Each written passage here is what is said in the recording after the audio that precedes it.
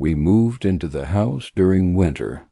My parents loved it because it was quiet, affordable, and close to everything we needed.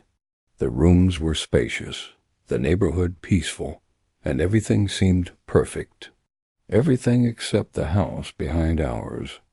It looked like it had been destroyed by fire years ago.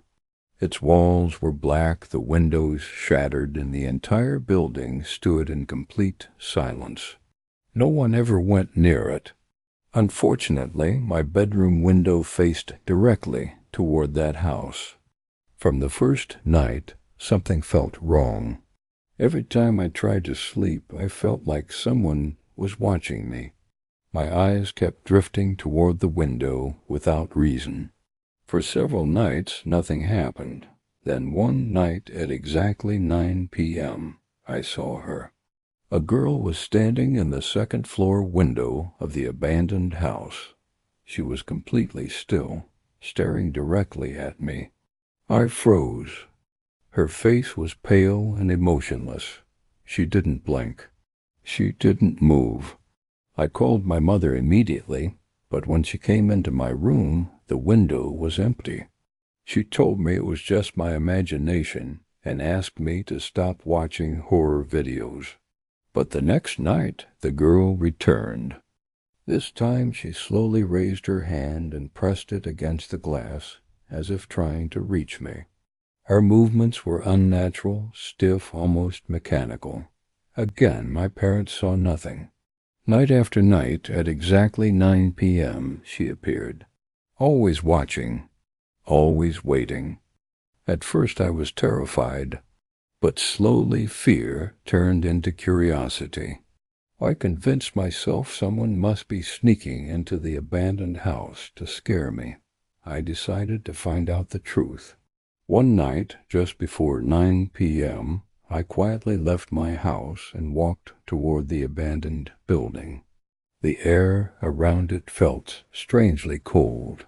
Even the sounds of the neighborhood seemed to disappear as I approached. The front door was slightly open. I stepped inside. The smell of damp wood and decay filled the air.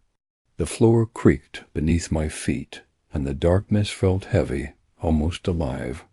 It was unnaturally silent, like the house was listening. I climbed the staircase slowly, my heart pounding. When I reached the second floor, I found the room with the window facing my house. The room was empty. No girl, no movement, just dust covering everything. Relieved, I laughed nervously and turned to leave. That's when I noticed a cracked mirror on the wall. I looked into it. My reflection was smiling. I wasn't. The reflection slowly tilted its head, studying me. My body froze. I tried to step back, but I couldn't move. Then the reflection raised its hand and pressed it against the mirror from the inside. Something cold grabbed my arm. Everything went dark. When I opened my eyes, I was standing at the window of the abandoned house. I tried to scream, but no sound came out. Across the street, inside my bedroom, I saw myself standing at my window, or something that looked exactly like me. It smiled, a wide, unnatural smile, and then calmly walked away into my house.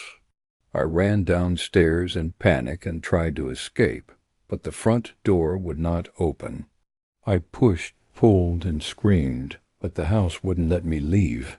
Days passed, or maybe weeks. Time felt strange there. From the window, I watched the thing that replaced me live my life perfectly. It talked to my parents, went to school, laughed with my friends. No one noticed anything wrong. But at night, when no one was watching, its face would change. Its smile stretched too wide. Its movements became unnatural, like something learning how to be human. Sometimes it would stand at my bedroom window and stare at me, enjoying my fear. One night at exactly 9 p.m., the creature looked toward the abandoned house and slowly waved at me. Then it stepped aside. Behind it, inside my home, I saw another shadowy figure waiting. That's when I understood the truth. The house wasn't haunted by one spirit. It was hungry. It replaced people one by one. Years have passed since then. I don't sleep. I don't age. Every night at 9 p.m., I am forced to stand at the window, watching the world I lost. I no longer control my body. The house controls me. Sometimes new families move nearby. Sometimes someone notices me standing here and wonders who I am. And when curiosity brings them closer, the house opens its door. Now I understand why the girl was watching me when we first arrived. She wasn't trying to scare me. She was warning me. But now she is gone, and I am the one waiting at the window, watching, smiling, because the house is always hungry, and it never lets its shadows leave.